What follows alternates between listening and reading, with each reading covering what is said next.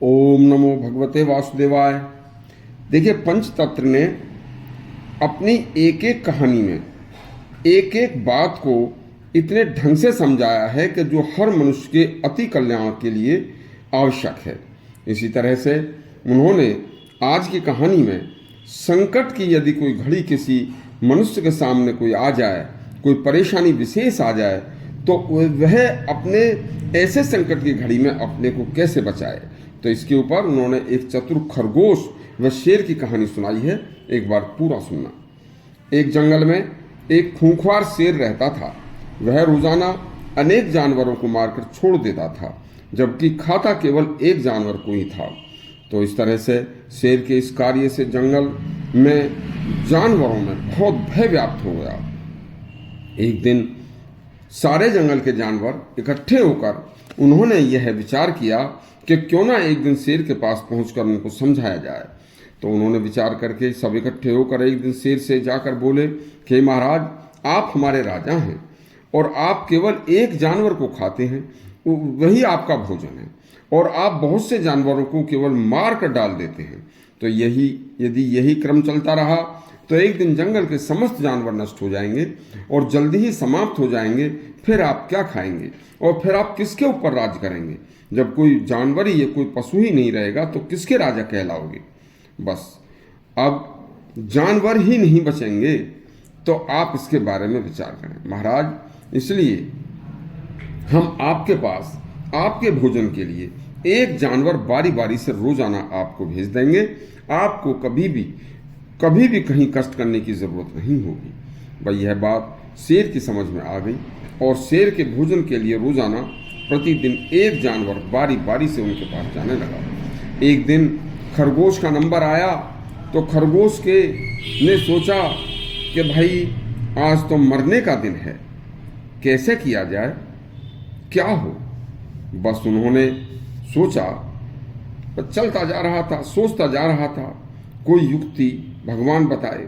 वह उन्होंने बचने की एक युक्ति सोचते सोचते वह शेर के पास पहुंच गया और उसे शेर देखकर दहाड़ा और इतने छोटे से खरगोश को देखकर बोला कि क्या तुझसे मेरा पेट भर जाएगा?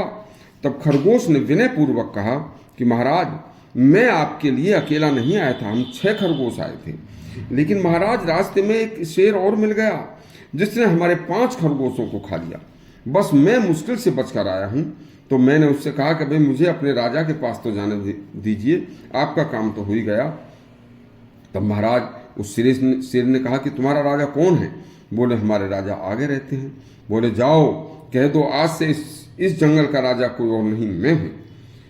शेर ने बात सुनी तो शेर बोला, वो कहाँ रहता है? जंगल में, बताइए। बस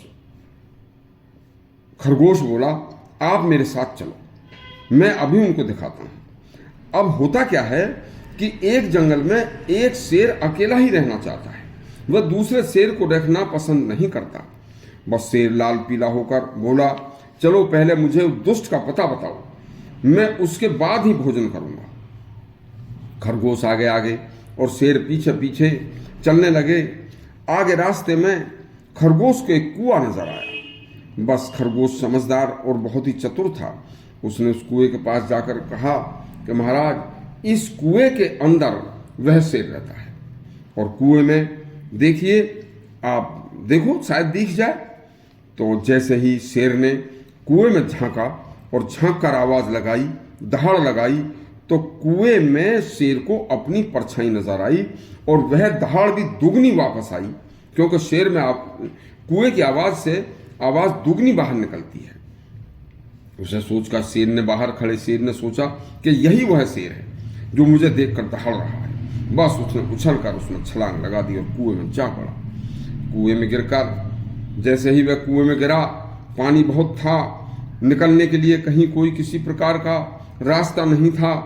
तो बस शेर उसी कुएं में पड़कर मर गया। बस फिर क्या था, जानवरों में जो खरगोश था, खरगोश बड़ी चतुराई से, खुशी से उछलकर कुदलकर बहुत ही स्वतंत्रता से, बिना किसी भय के आगे को चलता हुआ और अपनी जान तो बची गई थी। अपने समस्त जितने भी और जानवर थे उनके पास जाकर उसने कहानी बताई तो सभी जानवर बड़े प्रसन्न हुए और प्रसन्न होकर उन्होंने कहा कि अब हमें कोई कष्ट नहीं रहा। तो इस कहानी से हमें जो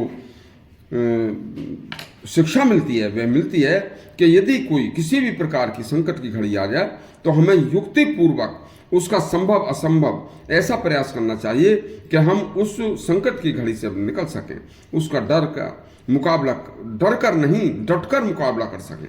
यदि कोई धैर्य नहीं खोएगा, बुद्धि पूर्वक कार्य करेगा तो उसका संकट हर हाल में दूर होगा।